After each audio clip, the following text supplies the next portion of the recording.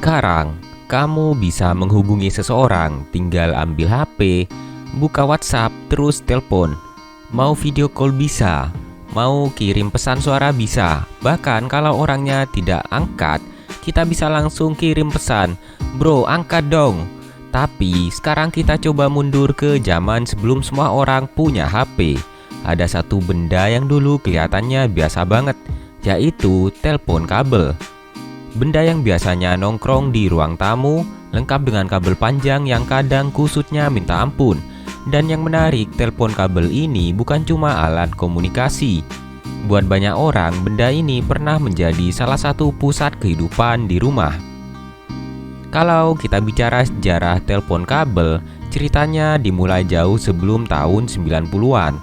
Pada tahun 1876, Alexander Graham Bell mendapatkan paten untuk salah satu rancangan telepon yang kemudian menjadi tonggak penting dalam perkembangan telepon modern. Awalnya tentu saja teknologinya masih sangat sederhana. Bayangkan, belum ada tombol angka seperti yang kita kenal sekarang. Belum ada layar, belum ada daftar kontak, dan tentu saja belum ada fitur miss call.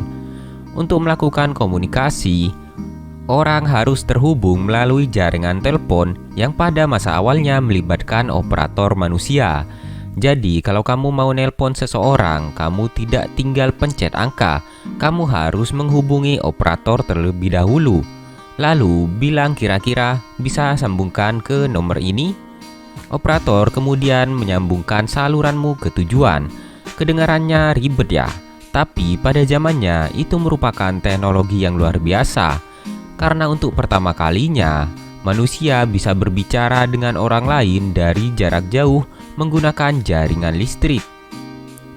Seiring berkembangnya teknologi dan jaringan telepon, telepon mulai digunakan di berbagai tempat, kantor, hotel, toko hingga rumah pribadi. Tapi jangan bayangkan seperti sekarang. Memiliki telepon di rumah dulu bisa menjadi sesuatu yang cukup istimewa. Apalagi di negara berkembang seperti Indonesia. Jaringan telepon rumah tidak langsung tersedia di semua wilayah. Jadi ketika sebuah keluarga akhirnya punya sambungan telepon sendiri, benda itu bisa terasa seperti simbol bahwa keluarga tersebut sudah memasuki zaman modern. Dan bentuk teleponnya juga berubah. Dari yang awalnya menggunakan operator, kemudian muncul telepon dengan sistem putar. Nah, kalau kamu lahir tahun 2000-an, mungkin kamu pernah melihat telepon dengan angka 0 sampai 9 berbentuk lingkaran. Itu disebut rotary dial. Cara menggunakannya juga unik. Misalnya, mau menelpon angka 7, jari masukkan ke lubang angka 7, diputar sampai mentok lalu dilepas, kemudian kembali lagi. Begitu terus sampai semua angka selesai. Sekarang mungkin kita berpikir, kenapa nggak tinggal pencet saja? Ya karena teknologi zaman dulu memang belum seperti sekarang. Kemudian muncul telepon dengan tombol. Nah ini mulai terasa familiar. Angka 0 sampai 9 tinggal ditekan.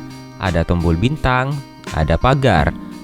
Dan beberapa telepon bahkan punya tombol untuk menyimpan nomor tertentu. Teknologi seperti ini kemudian menjadi semakin umum. Dan ketika masuk ke era 80-an dan 90-an, telepon rumah benar-benar menjadi bagian dari kehidupan sehari-hari, terutama di Indonesia. Kalau di rumahmu ada telepon, biasanya telepon itu ditempatkan di ruang yang mudah dijangkau, misalnya ruang tamu. Dan ada satu hal yang menarik, nomor telepon rumah bisa menjadi nomor seluruh keluarga, bukan milik satu orang. Jadi kalau temanmu menelpon, yang mengangkat belum tentu kamu. Bisa ayah, ibu, kakak, bahkan adik. Dan disinilah muncul salah satu pengalaman paling menegangkan zaman dulu. Kamu menelpon temanmu, lalu yang mengangkat adalah bapaknya. Di situ biasanya mulai deg-degan. Kalau kamu pernah mengalami era 90-an, kamu mungkin tahu telepon rumah juga pernah menjadi alat penting dalam urusan percintaan. Karena waktu itu belum ada WhatsApp, belum ada Instagram, belum ada DM, belum ada voice note. Kalau mau ngobrol dengan seseorang, ya telepon. Masalahnya nomornya adalah nomor rumah. Jadi kamu tidak bisa sembarangan menelpon. Kamu harus punya keberanian. Permisi, bisa bicara dengan Sinta? Nah, ini pertanyaan yang bisa bikin jantung berhenti sebentar. Dan kalau ternyata yang mengangkat adalah orang tua si dia, kamu harus langsung berubah menjadi manusia paling sopan sedunia. Padahal mungkin sebenarnya kamu menelpon cuma karena ingin ngobrol setengah sampai 1 jam saja. Pertanyaan berikutnya, kenapa disebut telepon kabel? Karena perangkat telepon rumah tradisional memang terhubung ke jaringan menggunakan kabel fisik. Kabel ini membawa sinyal suara melalui jaringan telepon. Jadi berbeda dengan HP modern yang menggunakan jaringan radio seluler, telepon rumah bergantung pada infrastruktur fisik yang menghubungkan rumah dengan jaringan telepon. Dan ini juga menjadi alasan kenapa telepon rumah punya ciri-ciri khas. Kamu tidak bisa membawa teleponnya kemana-mana.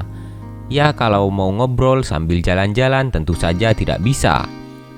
Makanya dulu ada telepon dengan kabel spiral yang cukup panjang. Anak muda zaman dulu bahkan bisa membawa gagang telepon sampai ke sudut ruangan tertentu. Tentu saja hanya sebatas panjang kabel tersebut. Kemudian teknologi berkembang lagi. Muncullah cordless phone. Bentuknya seperti telepon rumah, tapi gagangnya bisa dibawa-bawa dalam area tertentu tanpa harus tetap terhubung dengan kabel. Ini terasa seperti teknologi masa depan. Pada masanya bisa berjalan beberapa meter sambil telepon tanpa kabel, terasa sangat keren. Dan disinilah kita mulai melihat perubahan besar. Telepon tidak lagi harus selalu berada di satu tempat.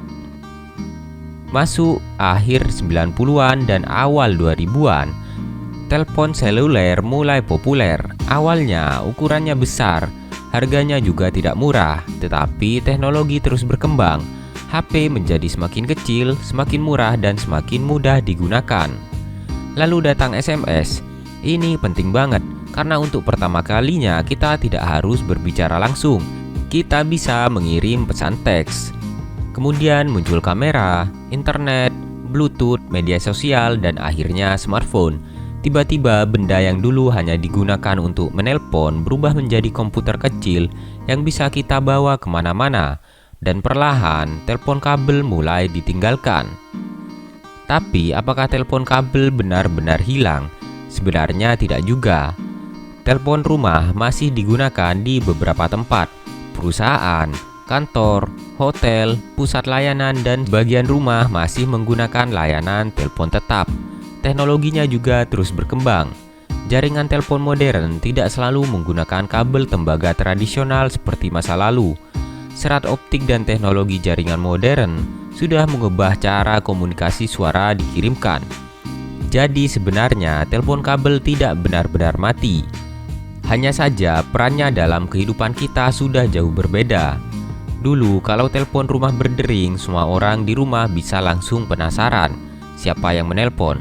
Sekarang HP kita berdering, kita lihat namanya. Kalau nggak kenal, langsung kita diamkan. Dulu kalau seseorang menelpon ke rumah, semua orang bisa tahu.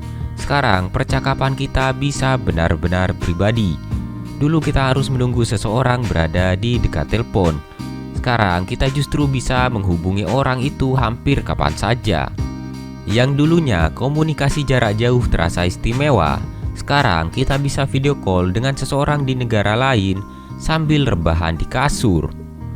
Jadi kalau kamu suatu hari melihat telepon kabel tua di rumah nenek atau sebuah tempat antik, jangan langsung menganggapnya cuma barang jadul, karena benda sederhana itu pernah menjadi jembatan bagi jutaan orang.